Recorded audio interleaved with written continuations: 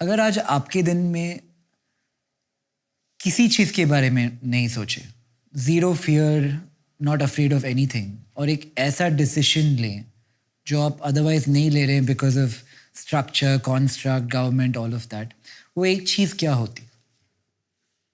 कि शायद मेरी और विधाएं समाप्त हो चुकी हैं।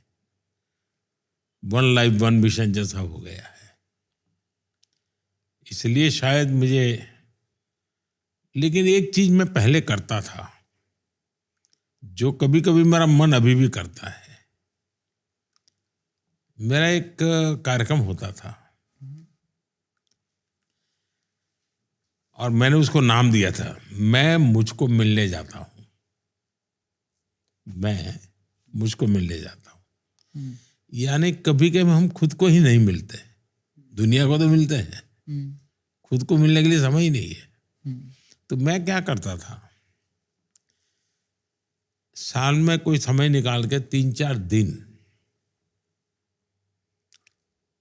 मेरी जितना जरूरत है उतना सारा लेकर के चल पड़ता था और उस जगह पे जाके रहता था जहां कोई मनुष्य ना हो,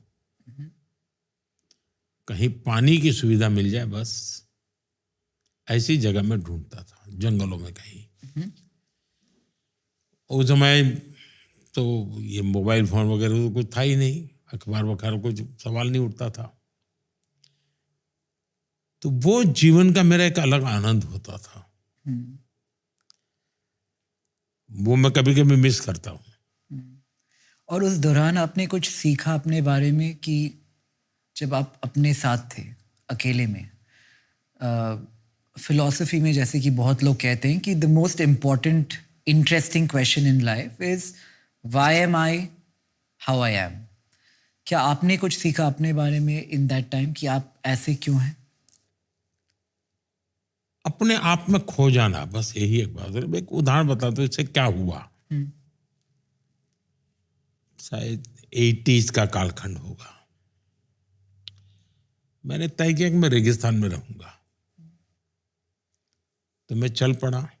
लेकिन रेगिस्तान में मैं भटकता ही गया, लेकिन एक दिया दिखता था, लेकिन मैं पहुंच ही नहीं पाता था। तो कोई मुझे एक कैमल वाला मिल गया। बोले, भाई तुम क्या कर रहे हो यहाँ पर? मैंने कहा, भाई मैं रेगिस्तान में अंदर जाना चाहता हूँ।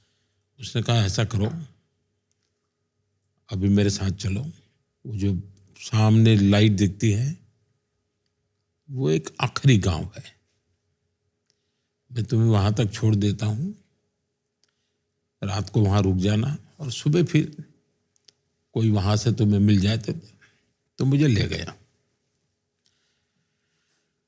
कोई गुलबेग करके मुस्लिम सज्जन थे, उनके यहाँ ले गया।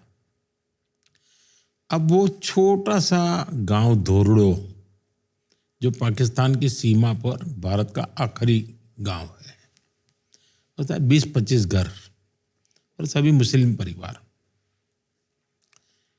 तो आतिथ्य सत्कार तो हमारे देश में है ही है। उनका, भाई बच्चे तुम आओ भाई। मैंने कहा, नहीं मुझे तो जाना है। तो बोले, नहीं जा सकते रेगिस्तान में अभी। तो तुम्हें अंदाज है माइनस टेम्परेचर होगा, तुम कैसे रहोगे वहाँ? अभी रात को यहाँ सो जाओ, तुम्हें सुबह दिखाएंगे। खैर रात को मैं उनके यहाँ रुका, उन्होंने खाना वाना खिलाया। मैंने कहा, भाई मुझे तो अकेले रहना है, कोई चाहिए नहीं मुझे। बोले, तुम अकेले रह ही नहीं सकते, तुम्हें यहाँ एक हमारा छोटा सा झोपड़ी है, तुम वहां रहो और उस दिन में चले जाना तुम रण में, रात को वापिस आ जाना। मैं गया, वो वाइट रण था और कल्पना बाहर का। वो एक दृश्य ने मेरे मन को इतना छू लिया, जो चीजें मैंने मेरे हिमालयन लाइफ में अनुभव की थी, बर्फ की चट्टानों के बीच में जिंदगी गुजारना, यहां मैं वही दृश्य अनुभव कर रहा था और मुझे एक स्पिरिचुअल फीलिंग आता था।